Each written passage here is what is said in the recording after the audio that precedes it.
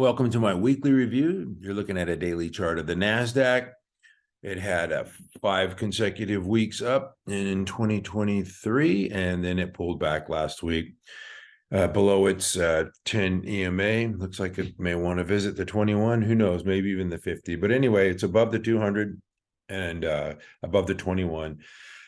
And I like the way it looks, but since it's a weekly review, by the way, my disclaimer is, you're all adults and big boys and girls, so do your own due diligence. I'm not telling you what to buy and sell. Anyway, this is the 5-week run up, and then the pullback last week. It's an inside week. That's kind of what was expected. After such a steep run up, it seems like everyone was on one side of the trade coming into 2023, and this is, probably a little bit of a short covering rally. But you can see it's done this before, with the type of trajectory that it's had, in prior run-ups off the lows. And here we go again. And every large correction starts with a small correction. So we need to, be mindful of risk and respect the risk in the market. But I want to go back to 13 years prior in 2010, when the Nasdaq was in a bear market and it was coming out of it, and it was up 9 weeks in a row. Had a little struggle with the 200, and then made it through, and then pulled back to the 50. It even undercut the 50 here. So if the market comes, goes up and comes back and retests the 50, it's not the end of the world. It gathered strength. So it cut the 50 in July, gathered strength, retested it again here in September, gained more strength, and then sliced it again in November. But, eventually it kept chugging higher. As we know, the rest is history, as the saying goes. So it's not the end of the world. And there you see the 9 weeks in a row. This is a weekly chart of the Nasdaq in 2009, 2010 here as it ended that bear market. Anyway, I'm going to go back to today's date, the current Nasdaq. And like I say, you got to respect risk, and if you always have to have the mindset, if this happens, I'm going to do that, right? So if it slices this, I'm going to, get more conservative and protect my capital. And if it does this and goes higher, you also, then you have to have a plan for that and become more aggressive and get, increase your portfolio. So, whatever direction that it goes, you need to have a plan. Okay. Anyway, that's enough of that. I want to look at stocks, because I like to trade stocks. And since, we're looking at the Nasdaq, these large cap, stocks power the index, and Tesla's one of them. Had a big, double off the bottom. And so this one needs to rest. NVIDIA, the same thing.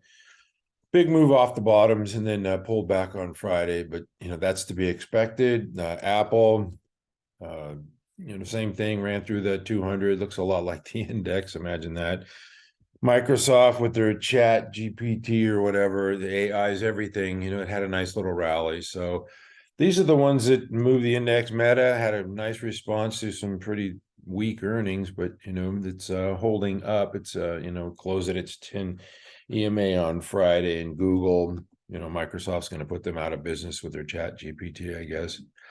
That it pulled back to its 50. So that's showing real weakness here. Anyway, I'm not interested in those stocks really, except for Tesla. Tesla's the only one that is showing growth here. The big cap tech stocks, 37% sales growth, 40% earnings growth. So that's to be respected. But I mean, it did have a great run, and now it's had a big fall. So Weatherford, I'm going to go to the oil stocks. This one had earnings last week. Nice response to the earnings. You could see the big volume bars coming in here.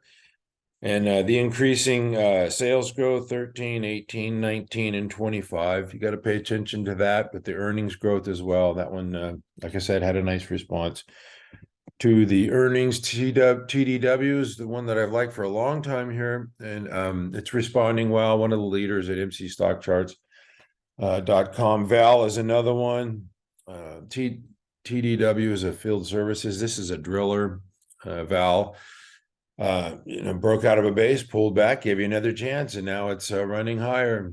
And with the growth numbers here, probably go higher, right? Looks pretty good to me. Anyway, CHX is another one of these drillers, had set up in this base, and then it moved up, then came down, sliced to 50, and then rallied back up. It did the old, Debo cut one way and went the other. That's pretty hard to trade that, because this is a panic move here. I'm sure with this big volume bar, a lot of people got out, and then a couple days later, it's like, why did I do that? And that's the stock market, folks. Anyway, let's take a look at the drug biotech field. TGTX, one of my longs here. Unfortunately, we got in early, and this thing's showing no signs of selling. Pulled back to its 10 EMA Friday and found support. So that one looks really good to me. Let me see. CBAY. This is not one that I don't think I've featured this one before, but you can see the breakout and the run up, and like I say, no sell signs there.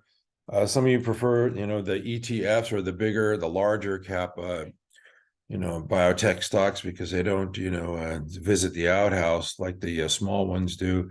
And here's Gilead in a double bottom base. They have earnings not till the end of April. It pays a nice dividend.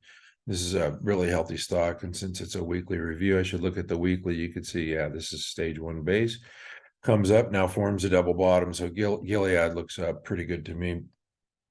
The steel stocks have been doing really well. Of course, they came back last week with the market weakness here. You could see the pullback, and STLD closed right at its 10 EMA. There's nothing wrong with that. Nucor, another one, just big base. Nice move up off the lows from 129, that nice move over 180, and now pulled back with the general market weakness last week. CLF, Cleveland Cliffs, this one had a nice run again off the lows, 11 up to 26 or something, and it just pulled back with market weakness last week. So you have to determine if this is just short covering rally, and then more market weakness continues, because you could see that if your portfolio probably reflected the market weakness last week, and 80% of the stocks follow the index, and that's why I cover the index first, just to show that the direction is very important to the stocks, underlying stocks here. You will find some strength, but it's difficult. It's a challenge when you have that headwind from the pullbacks. This is a Southern Copper. This one pays a nice dividend as well. Had this nice run up out of a base and just pulled back in lighter volume, you see, to its 21.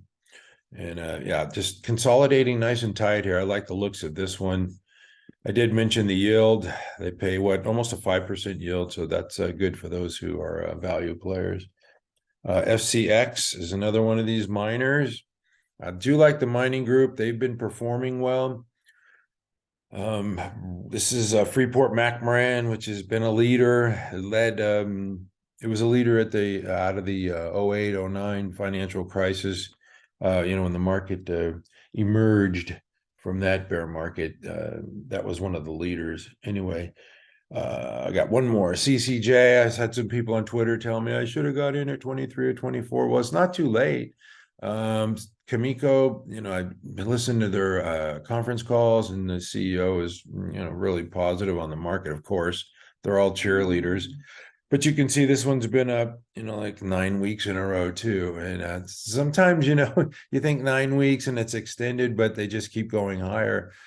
A lot of buyers coming in. So I would not say that you are late here to Kamiko. The retail stocks, I'm blaming Michael Kors. The retail stocks were pulled back the furthest last week. Michael Kors just got slammed on a hideous quarter. I don't know what's going on there. They need to figure it out. And the flying burrito, Chipotle, had this nice double bottom base. Looked like it was going to move higher, and then weak report, and slices 21. Looks like it's going to visit the 50. Who knows? But you want to see a little better earnings report than that. They'll probably figure it out. They have a good management team there. More retail stocks is CROX. They report this week. I'm expecting a decent report. It pulled back to its 50. It had a stage 1 breakout, ran up higher. I still see no sell signs.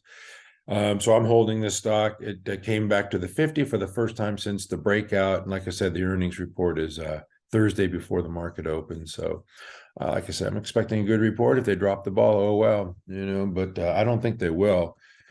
We'll find out. ON Holdings. This one is the Roger Federer company with really expensive shoes. And if you look at the weekly chart, you can see that there's a lot of overhead supply here. It's forming this IPO, stage one IPO base. Looks good to me. It's probably going to need some time. That's a nice shake out there. That's a nice handle. So we'll see what happens here. It's got pretty solid, fundamentals, nice earnings and sales growth. And the last one in retail, ELF, this is doing nothing wrong, no sell signs here. You can see the run up, the consolidation, a little bit of a profit taking here at the beginning of the year, and it just regained footing and then just ripped higher after earnings.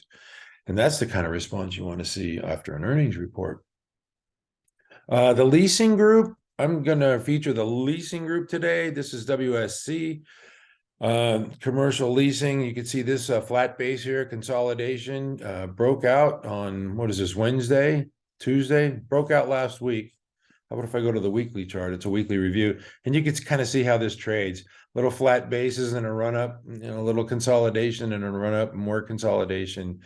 So that's its character, and I like that one a lot. URI, this one, I think it's benefiting from the infrastructure bill. Probably if you can't buy it, you rent it, right? There's a supply issues, just rent the darn thing. And these guys are 5% residential, like 90% commercial. So as the country builds its infrastructure, they're going to be using this equipment. And I like this thing. It's got about a 27% CAGR over the last 10 years.